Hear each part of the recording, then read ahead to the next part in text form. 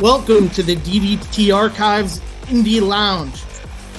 My name is Chris. With me, as always, is my partner in crime, Greg. How's everybody How are you, doing? Greg? How's it going?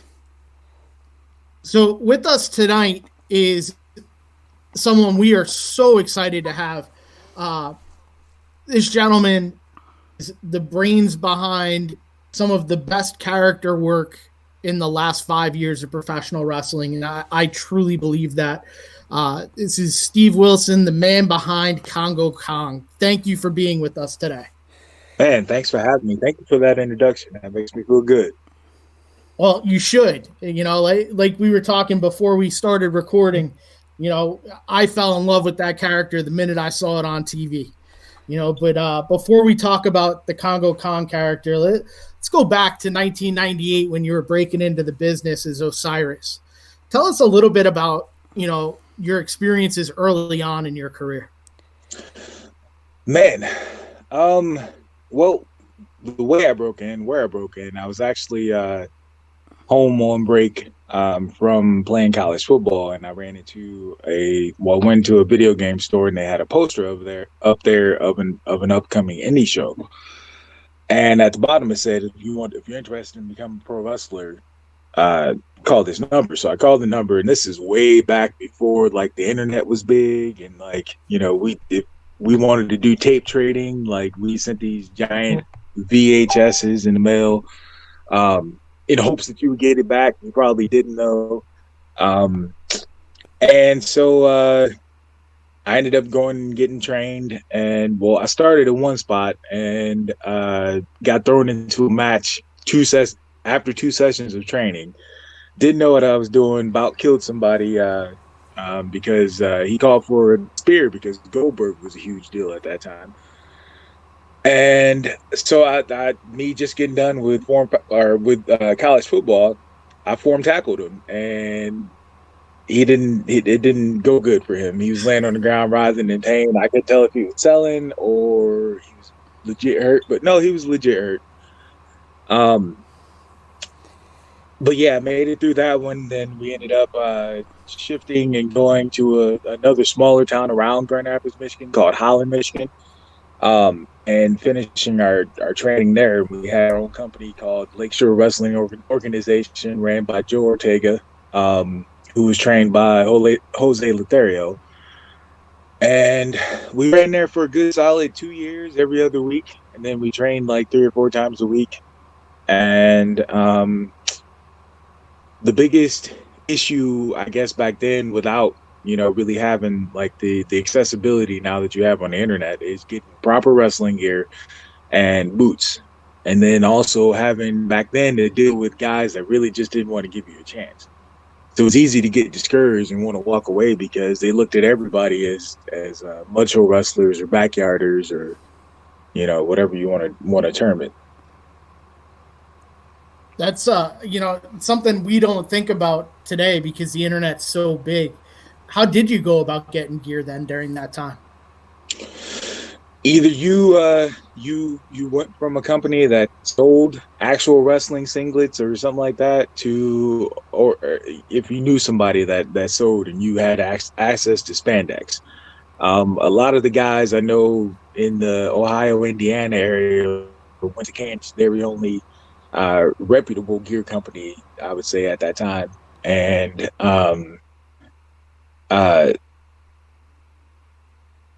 yeah, like other than that, like I said, without having the internet, everything was word of mouth. And then if you never got close enough to any of these guys that knew where K&H were, you were kind of screwed. That's crazy. That really is. So as you break in, you become Osiris. Tell us a little bit about that character. That was it was basically my version of Vader. I wanted one name, sounded powerful, but I wanted it to be Afrocentric. I didn't want to go out and be the typical rapper, criminal, savage that many black guys were forced to portray back then. And And I stayed against that until, I started to develop my version of Congo Kong. So with Congo Kong, how did that come to be? How did you come up with the idea? I didn't come up with it. It was handed to me when I went to JCW.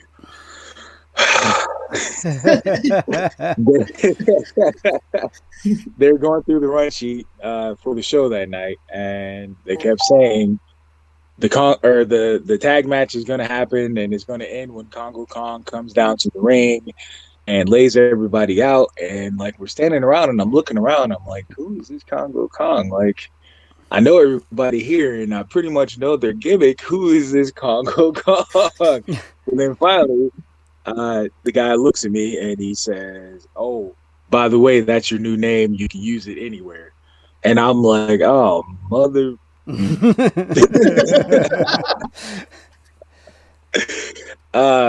And like I'm just thinking to myself, that's exactly what I didn't want to do. I don't want to be a stereotypical savage gimmick. Like I don't understand why these people are making me do this. And then they're like, "Oh, you're getting paid such and such," and I was like, "Oh, okay, well, I'll deal with it for now, and we'll see if we can change it later." Because at that time I never made that much money doing Osiris, so it was kind of a thing. I like, and they never made me do anything that I was completely uncomfortable with. I was always a monster. They always presented me as the baddest thing on the planet. And so, I really didn't have an issue with it, other than I just didn't want to be that type of character. So it just kind of it went out. It went from there. Like I had a previous version of it, I guess, that I did called Shamari, um, that I did for a smaller company in Michigan. The guy was like, "I want you to do a cross between Umaga and Kamala." And he said, "Make it your own, but I want that type of character. I just don't have any use for Osiris right now." And so I was like, "Okay, I guess I got to do something, in order to keep this booking." So that's what I did. I came up with who I called Shamari at that time. So Shamari ended up transforming into Congo Kong.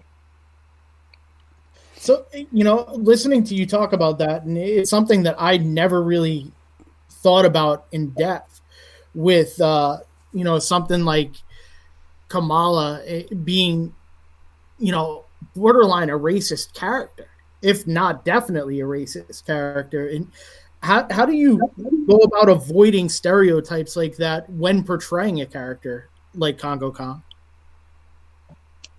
Hold on, I'm trying to get you guys back up. I don't know what I did. We can hear you. Okay, there we go. There we go. God bless technology. All right, I'm sorry. You're fine. Can you repeat that question? So, freaking out. Up until you just mentioned it, I didn't really put two and two together about how there were really strong racist undertones under characters like Kamala. My brother was an independent wrestler, and his favorite wrestler growing up was Kamala. He just is larger than life. So, like, to us growing up in New York, where it's such a diverse city, we don't, I've never, I've grown up with friends of all different races and backgrounds and never really looked at anybody as, oh, you're this or you're this. It was just, you're Steve, I'm right. Chris, you're Greg. Right. But, how do you avoid stereotypes like that and making sure that people don't perceive it that way? It's hard. It really is, because you can't do anything about the way someone perceives something. You can only do what you can to present it, the way you want to present it or whatever. And racism has really always been a part of wrestling. Like I wouldn't say that it's kept people from getting jobs as much as what they did with them while they were on the job, because I've heard plenty of people say, "Oh no, I never had a problem with such and such. He made me money." So as long as we're making money, regardless as to your color, then you're good. But there's always the, oh, well, he's this giant black guy. It only makes sense that he'd be a monster from the jungle, of Africa.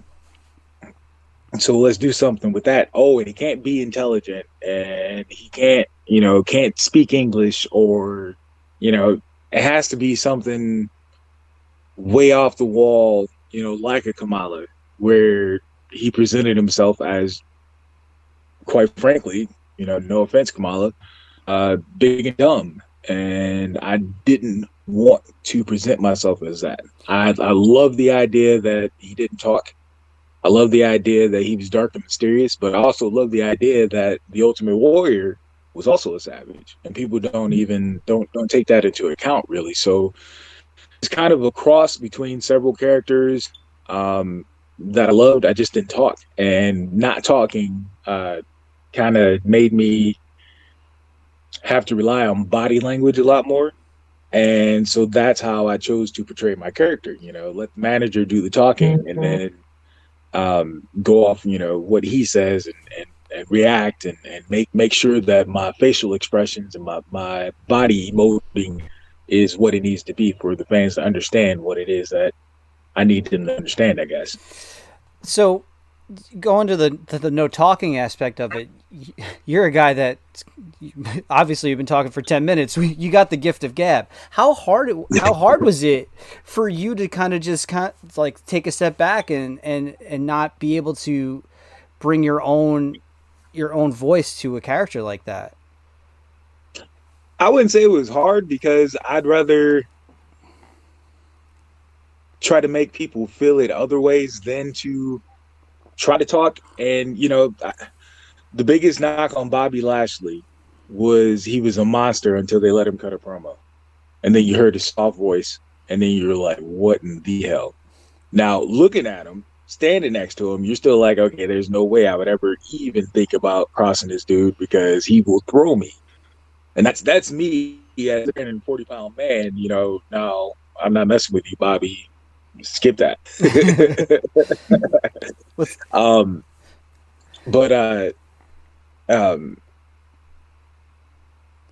I didn't want to have to rely on talking up a good game for Kong to be in a storyline or be in a situation to where he could be cared about, if that makes sense. Yeah.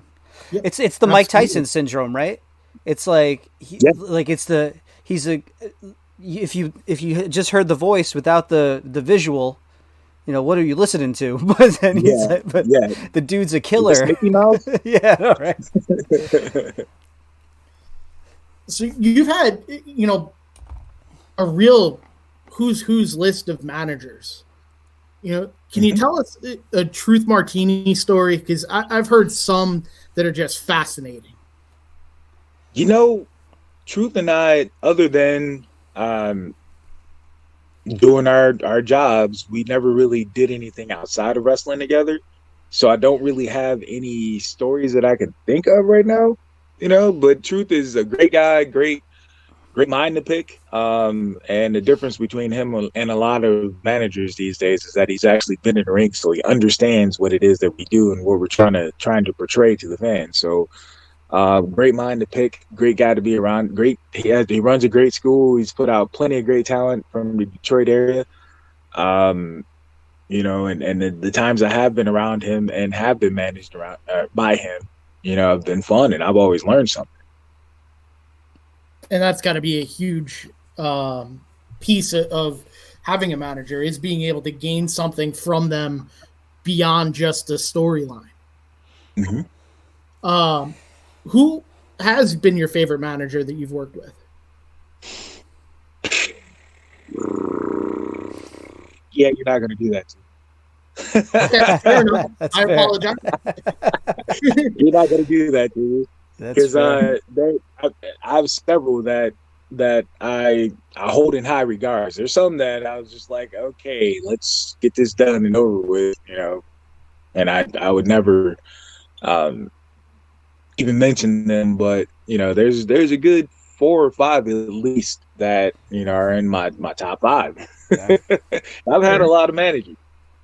How important is it for for one of your managers to understand your character coming where your character's coming from to be able to present that and like the conversations that happen to get that point across?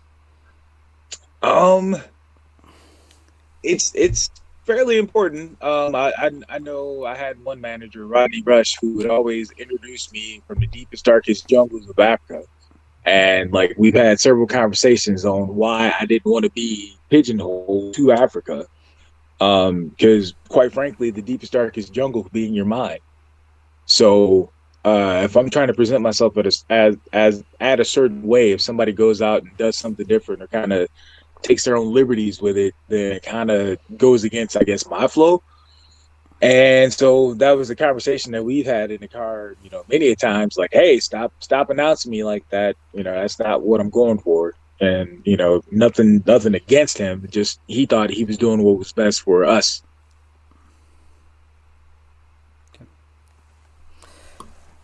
How did the Kongo Kong character evolve in Impact Wrestling in your eyes? How did it, from when you viewed all the way through?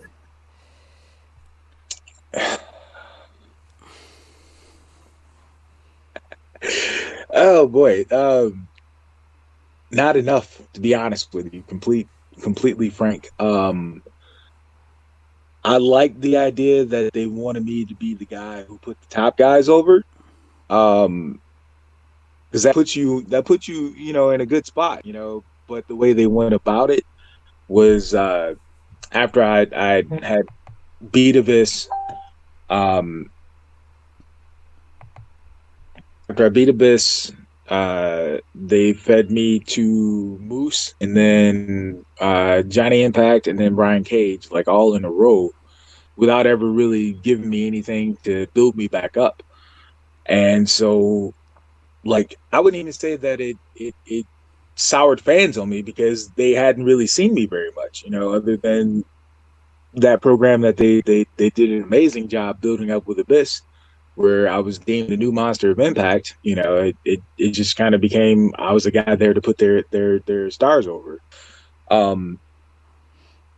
And I don't know. I feel like it was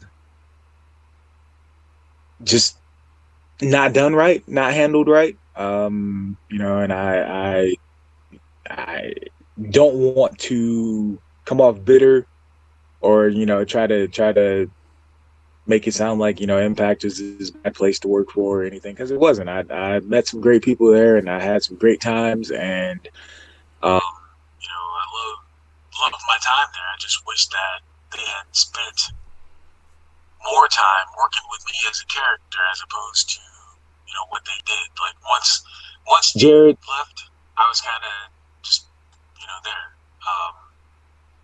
And it didn't really turn into what I thought it could have turned into. I at some point, I think if they'd done it right, I would have had to be a guy that had the belt, to put over a champion.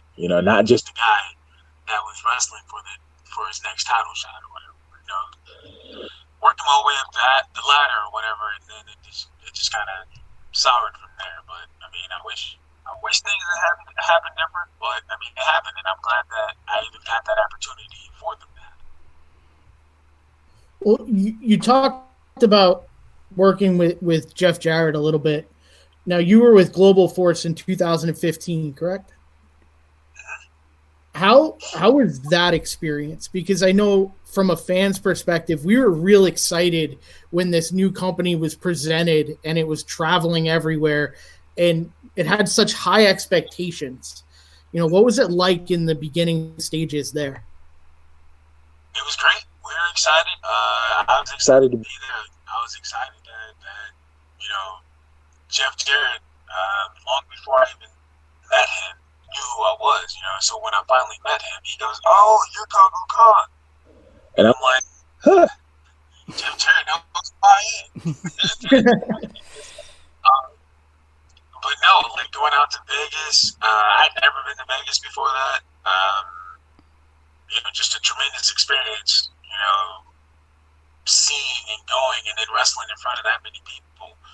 2 times in a row, and wrestling the caliber of people that we were wrestling. Like, a lot of that wouldn't have happened. Wouldn't have happened without Global Force. So I'm grateful for that. I wish it had panned out into more, and probably hoping it was still in business, but the way things worked out, I ended up in Impact. So, who do you was your biggest rival in Global Force? Oh, Magnus, no doubt. I had to put him over 3 or 4 nights in a row, and then on the big show. I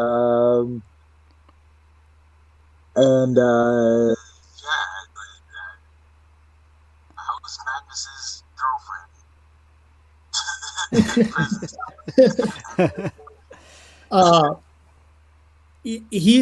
We were actually talking before you rejoined us. We were talking about his character in the NWA, and we kind of feel like he's one of those guys that it's surprising that he hasn't signed with an AEW or WWE.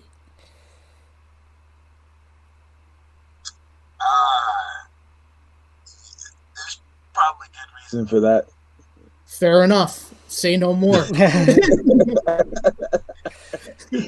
Because a lot of where you go in wrestling, what you do in wrestling depends on who you rub the wrong way, or he's got a lot of talent in the ring. Just out of the ring, sometimes he just doesn't come across as the greatest human being on earth. So I'll just leave it at that. Fair enough. I appreciate the honest answer there. So how has your interactions been with children fans? Like what is that like?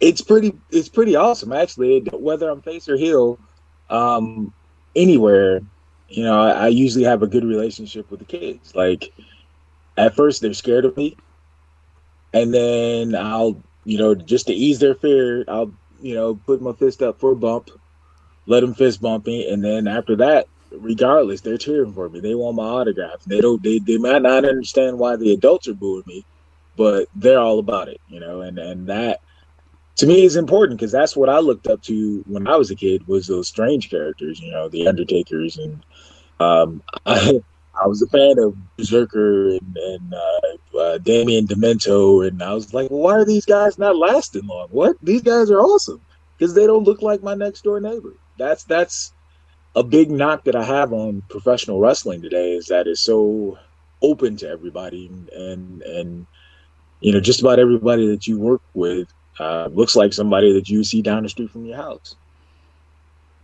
Never thought of it that way. Man, you just blew my mind with that one. That was Greg. You get the next question, because I'm thinking.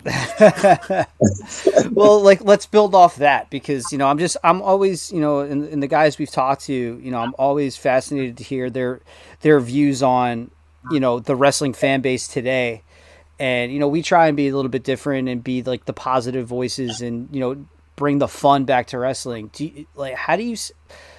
How frustrating is the fan base? How frustrating can the fan base be in this age of social media? Very, because a lot of times they know too much, or not enough, and they have very strong opinions about everything and everybody. And if you don't look a certain way, if you don't act a certain way, or do things to their likings, then they're probably gonna trash you. Like, one of the hardest things to do for me when I first got to Impact was to stay away from the internet, based on the idea that I got this character, they did this build up, I made my debut, it seemed pretty successful. What do people think? And then you go and you think, and the only thing they can do is body shame you. And they don't know, all the details. They don't know your story. They don't know what you've been through, where you come from. They didn't know that I was 430 pounds at one point, and I was a solid 430 pounds. I actually looked a lot better than I do now. And then once I lost 100 pounds, there's saggy skin. It just is what it is. But in doing that, all these quote unquote, straight males, making comments about how I should look. And I'm like, well, how do you prefer your wrestlers to look? Like, what is it that you're trying to say? Like, to me, a bad guy wrestler shouldn't look like a babyface wrestler, or all wrestlers shouldn't look the same. When we grew up, we had wrestlers of all different sizes, and shapes, and it brought realism to the sport, and not just two 150-pound guys running around doing flips, dancing with each other. I couldn't agree more. I really think today's day and age, people online would rip Andre the Giant, and that just doesn't make sense. They, like we told you, we like to stay positive about it because that's what we grew up loving. I've been watching wrestling since I was 3 years old. My parents used to use it to keep me occupied. I'd watch the NWA in the morning, and then, on Sunday at noon, I'd watch All American Wrestling, and that was just who I was. And I wasn't allowed to watch it. That's why I had to go to his house. It's 35 some odd years later, here we are. but no, but that's the thing. It's like, I don't like, just for like when you say the body type stuff like that, like as a fan, like I never thought about that. Like, it's just tell me a story, entertain me, like, exactly. And it's like, and be that larger than life person, because as a guy that loves movies and comic books and things like that, these are like the living breathing, for me it was like living breathing superheroes right on my TV every Saturday morning. And it's like, but that could be anybody. The Flash was skinny. Right. Love the Flash. I don't care. Like, but it's just, I don't understand. I never understood that mindset from a fan's perspective. Like, it never made sense to me. Right. Just, yeah. I think, I don't know, people are so obsessed with looks these days. If I don't look like a 6'5" blonde Caucasian male, then I don't have anything to offer them, and that's just ridiculous, because athletes come in all shapes and sizes. Believe it or not, some of the best athletes on a football field are the offensive linemen, defensive linemen. It's not the guys running up and getting the catches and running downfield. It's the guys that have to prove that they're quick in other ways and stronger in other ways to do stuff, and that are twice the size of these little guys that can run back and forth every way. I can do most anything that a little guy can do. It doesn't always make sense for me to do it, but I can do it. And I think once people were starting to get, wind of that and see what I could do and some of my abilities, their minds were starting to change. But for the most part, breaking down that wall, and getting through to people that it doesn't matter what I look like, I'm presenting a character, I should have just as much a chance to present that character just as anybody. It shouldn't be a big deal regardless. Yeah, but that goes, like, and it's so funny because it works both ways. Like, you could, like, a person that's your size, but your athleticism comes through the TV, and then you have a guy that's like chiseled from granite but can't move their feet. It's just, it works. It totally works both ways. So like just going back to that body shaming issue. Yeah, it's just like you said, it comes in all shapes and sizes. I don't understand. Like, I just, like, you just have like that vision in your head. Like, you can't get away from it. It doesn't compute with me. Right, exactly. Like, yeah, you prefer your wrestlers to have a six-pack? Okay, I mean, cool. That's you, But wrestling should be all shapes and sizes. Yeah. Just like the women's division. Oh. It bothers me that there aren't any more heavyweight women than there are, and I know some that wrestle that are very athletic and very good at what they do. But if you're not Barbie size and shape, then you're Yeah, not given a fair shot. It sucks. it's an excellent point. Something that always stood out to me watching you in Impact was the psychology you brought into the character and how you presented yourself is almost a sympathetic character just by your facial expressions. Even behind the paint, you can see it. Can you talk about a little bit how you use that psychology to reach the fans? Um, yeah, I think of it as, like, okay, you put on a mask, you don't have the opportunity to show the fans with your facial expressions, what's going on. So they can't get with you, get behind you, go against you as well. Like if you have on a mask, you have to be like a great athlete, great wrestler in order to get over it. Um, to me, face paint, it helps in that aspect, but without talking, I had to come up with ways to show my emotions, you know, um, just by my face, and then having the face covered as well. I had to be extra with my facial expressions, and just emoting what it was that I was feeling or going through, or whatever, without having the words to say it. How did you come up with the concepts for your paint? Um, well, it started off with my tattoo on my arm, which I developed off of a NCAA football game where they had a creative team logo, and I took that logo and kind of ran with it and came up with my own version of it. Ended up getting a tattoo, and so then when I had to do the painted face gimmick, that's what they went off when they were painting my face, and then it kind of evolved from there. Um, into the different designs or whatever that I've used over the years. And then when I got to Impact, they had makeup artists there. And the lady that would always work with me was incredible. She's like, well, what if we try this, this, and this? And I was like, all right, you're the professional. I trust you. And so I would just lay there and start nodding.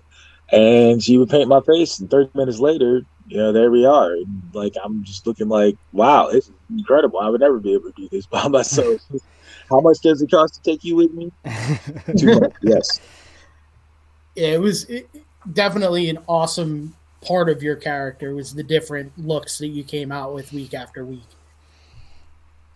Yeah, which is ironic because they actually told me that they wanted me to stick with one pattern, I guess. After a while, they're like, well, what if we brand you? Then we're not going to have anything to go off of.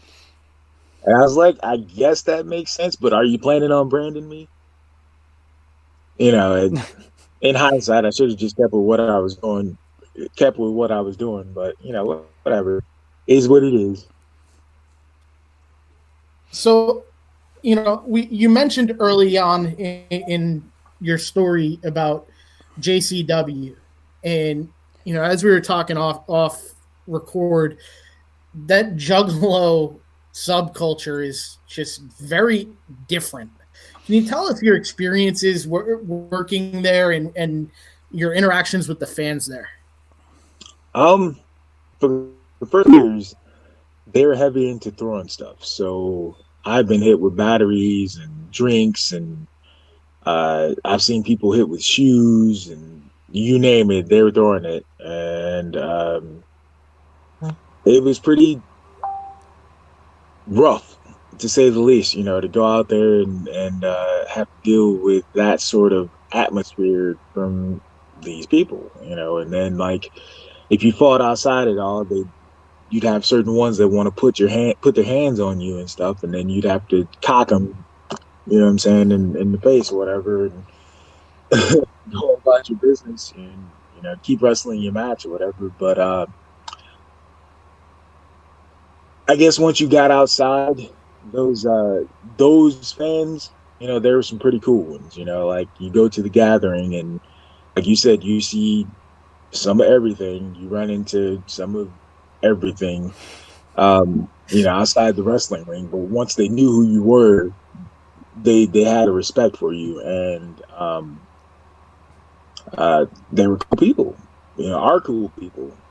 Even going last year, it was fun driving around on the golf carts and being like, "Hey, that's Kong," whatever. Like, um, it's definitely an experience. It's something that I say most people, should go and look at. It's like going to the zoo. You should go at least one time and see see everything that they have on display.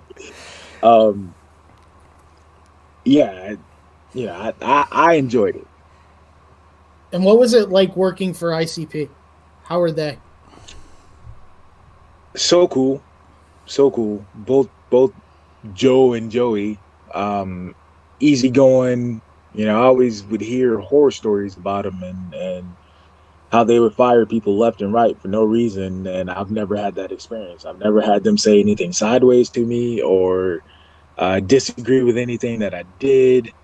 Um, just overall, just two good dudes who love wrestling, and they love their fans, they love their people, and they figured out a way to open up a different avenue of entertainment besides the music industry.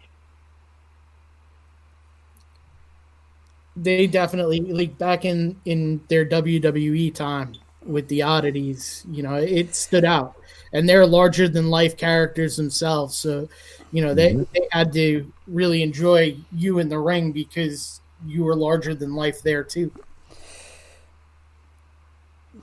Yeah. Like, and you think back, like that's 20 some odd years ago. They've been around in the wrestling business for a long time. Yeah, wow. Oh, I think we're Yeah, just getting. I was in high school when Yeah, they right. were doing the WCW stuff. Yeah. Oh man, we're just getting old, I guess. Jeez. Thanks. Oh, me too, man. We're in your age bracket. That is a And collective. that 40 is creeping up on me real quick. I'm there. I'm there. I got three gray hairs in my beard, and I Oh, please. I That's was why. video chatting with my mom, and I said, "Ma, you see this? This is your fault." I started going gray when I'm 38. I started going gray when I was 20. And I got like, Oh, if my hair's not wet, you can ask Chris. And then like, I remember when I got married, I asked my wife, I was like, should I dye my hair for the wedding? And I met her, I was 26, and she's like, no, she's like, I don't even know you with dark hair. She's like, that would be so weird. right. She's like, you look ridiculous. So, I mean, and then all my buddies, like these guys who would make fun of me, is like, oh, look at your gray hair. And now it's like, well, at least it's there. I'm like, oh, Yeah, you thanks, guys, buddy. yeah, Appreciate that one. yeah, you're welcome. Like, oh, you wish.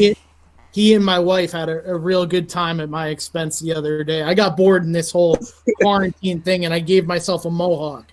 Except I have the Hey. giant bald spot in the middle of it, so it's really front and the back. Yeah. So from the front it looks okay, and if I have a hat on, it looks good. But if you walk around, it's not so good.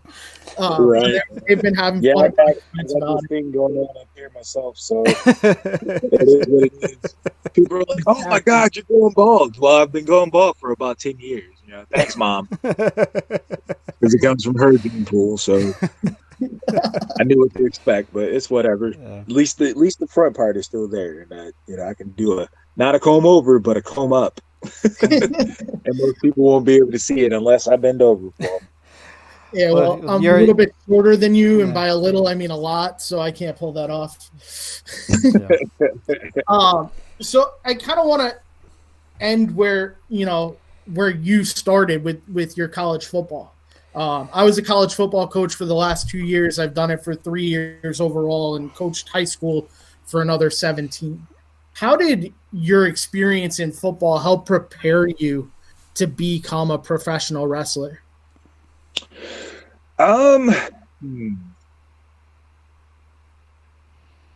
That's a good question because other than helping with the agility and footwork and coordination, stuff like that. The athletic side of it, I guess, there really isn't much of a crossover for me. Um, I've always hated lifting weights. Even to this day, when I go to the gym, I'm just there on the elliptical because I'd rather do that than lift weights. I'm already strong. I'm strong enough to pick up a 300 or 400 pound guy, no problem. So I don't really need to be much stronger than that. I mean, yeah, looks are cool, but like you said, I know guys that are chiseled from stone that can't do half the stuff that I do. So, that to me is the different thing that I offer. So, um, I guess that team concept, because even though you're an individual in wrestling, you're still part of a team. It's still part of the entire show or company or whatever that you're working for.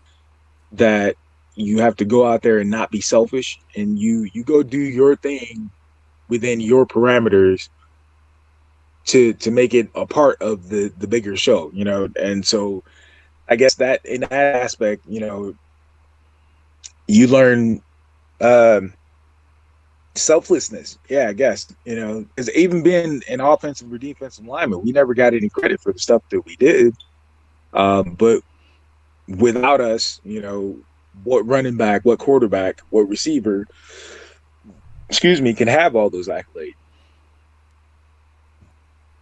I couldn't agree more.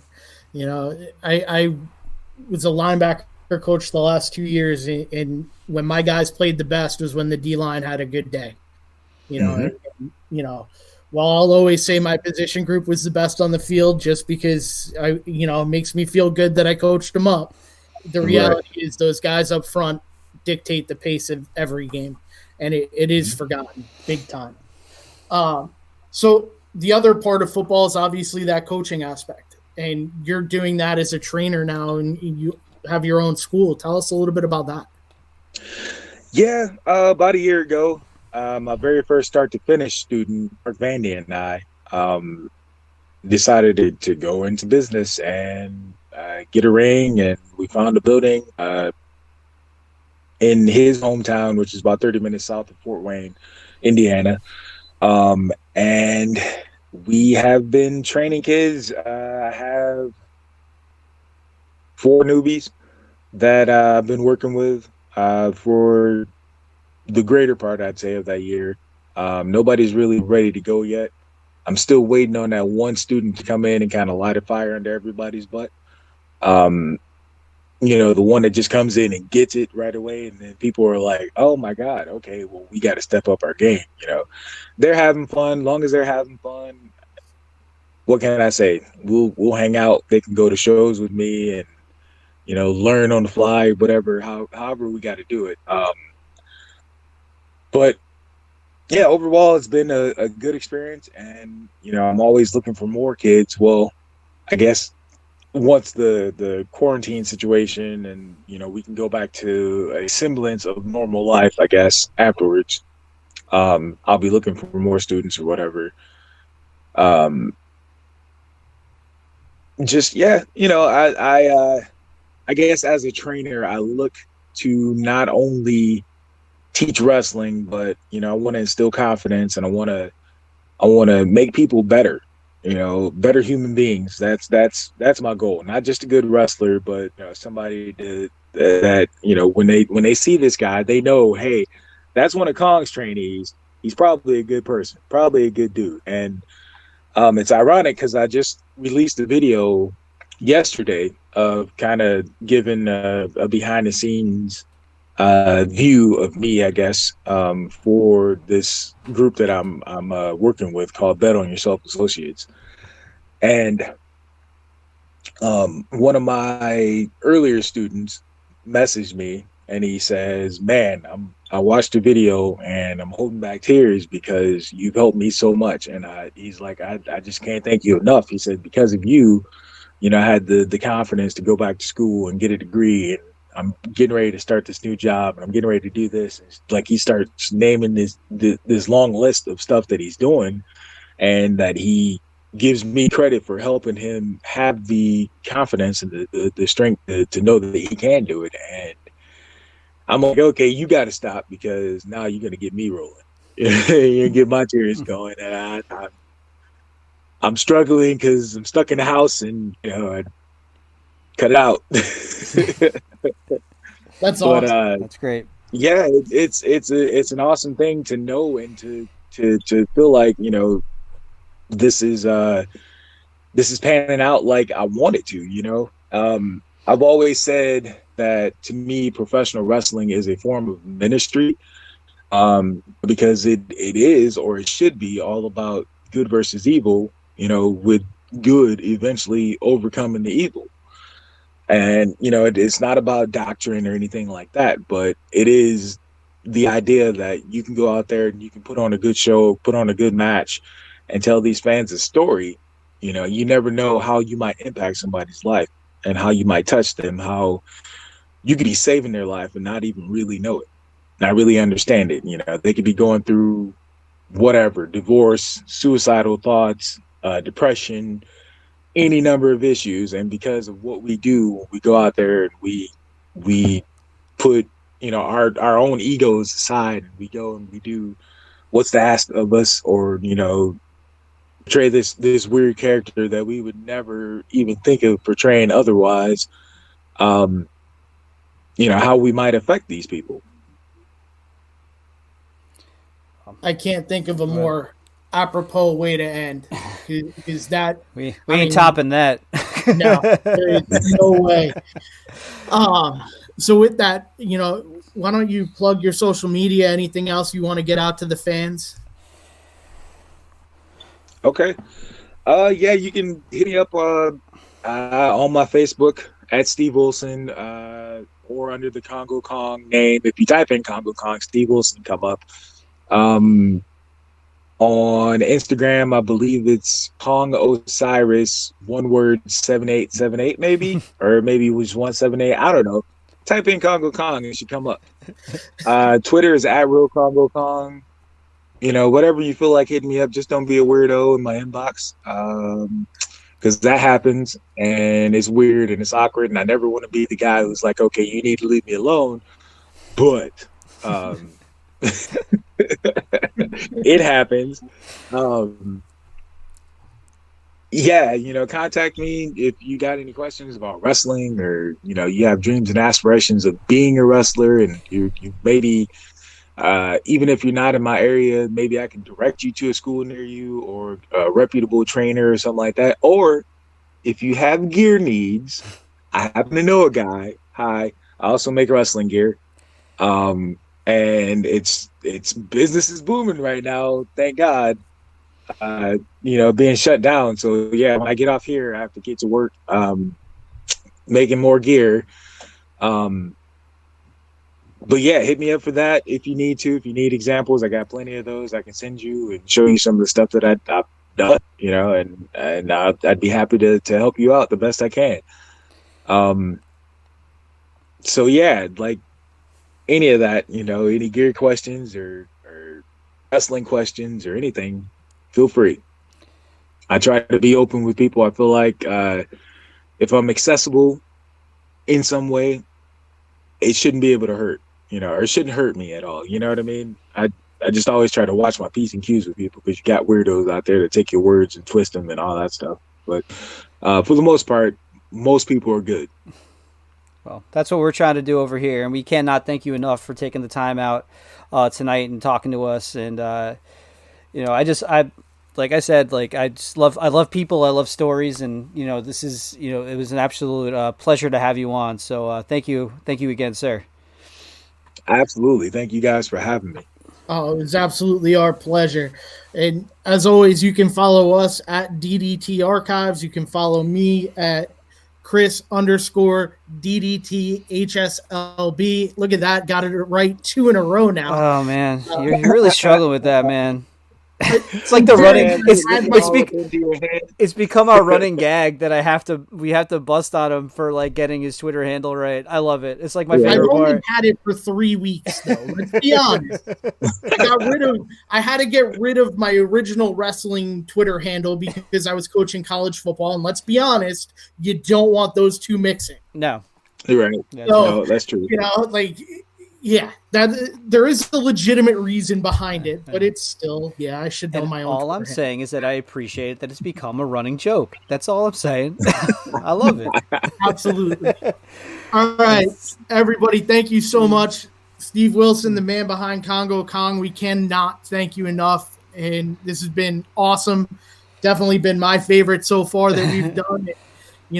We look forward to continuing to bring everybody as much entertainment as we can during this tough time and even beyond.